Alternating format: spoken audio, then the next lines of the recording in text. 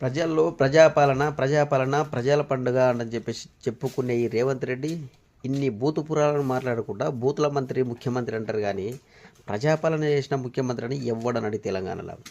ఒక్కసారి 2024 జనవరి నుంచి డిసెంబర్ వరకు ఆయన మాట్లాడిన బూతు పురాణం ఒక్కసారి వినిపిస్తాం ప్రజలకు.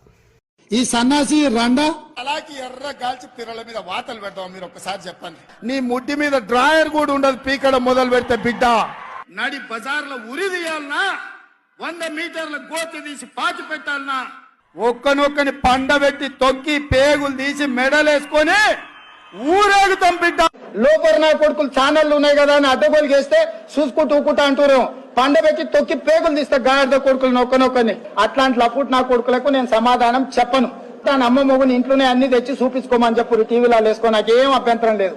ఓ సన్నాసోడా సోయలేనుడా చవట దద్ద